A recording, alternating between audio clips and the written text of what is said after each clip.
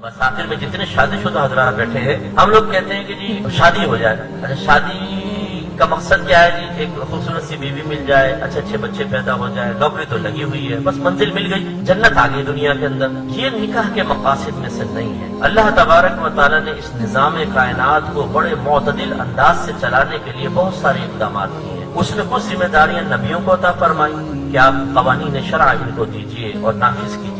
हाकिम इस्लाम को जिम्मेदारियां दी हैं। इसी तरह माँ बाप को जिम्मेदारी दी, शौहर को जिम्मेदारी दी अपनी बीवी को इल्म सिखाओ।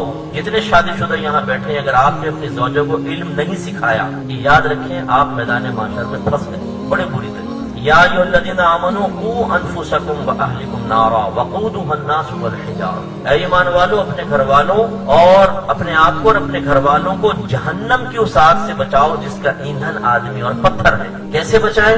अपने आप को बचाने का मतलब यह है कि इल्म दीन सीखें, नेक अमल करें, गुनाह से बचें। और अपने घर वालों को बचाने का किस तरीके से तरीका होगा? उन्हें इल्म दीन सिखाएं, नेकी का हुक्म करें, बुराई से रोकें। आप खुद नहीं सिखा सकते तो उन्हें ऐसे मकाम पर लेकर जाएं जहां पर वो इल्म सीख सके। माशाल्लाह, जैसे हमारी एकेडमी है, आप खुद आए, अपने वाइफ्स को लेकर आए, उनको पढ़ाएं और शॉर्ट कोर्सेज करवाएं, फर्जुलूम सिखाएं।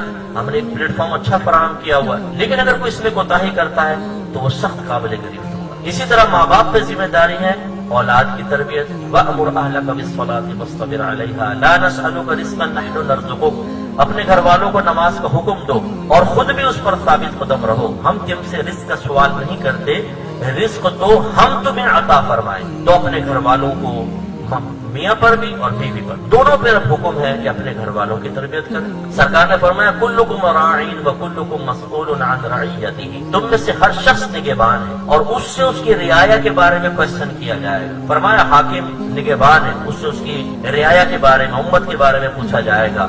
शौहर अपने घर पर निगहबान है, इससे इसकी बीवी और बच्चों के बारे में पूछा जाएगा। औरत शौहर के घर पर निगहबान है, इससे इसके मातहतों के बारे में क्वेश्चन होगा। तो ये अल्लाह ने एतदाल कायम करने के लिए जिम्मेदारियां बांटी हैं। नबियों पर भी, हाकिम इस्लाम फिर माँ बाप पर भी डालते हैं। तो इसलिए शादी करने का मकसद सिर्फ ये नहीं है कि नफ्सानी ख्वाहिश की तकमील हो, हमारे बुढ़ापे के सहारे बच्चों की शक्ल में पैदा हो और ठीक है बस जिंदगी गुजर जाए। नो, हमें अपने बच्चों को इल्म दीन सिखाना चाहिए, अपनी अज़वाज को सिखाना ये हम पर फर्ज है। अगर वीडियो अच्छी लगी हो तो इसको दूसरों के साथ जरूर शेयर कीजिए और हाँ, ऐसी वीडियोस के लिए चैनल को सब्सक्राइब करना मत भूलें।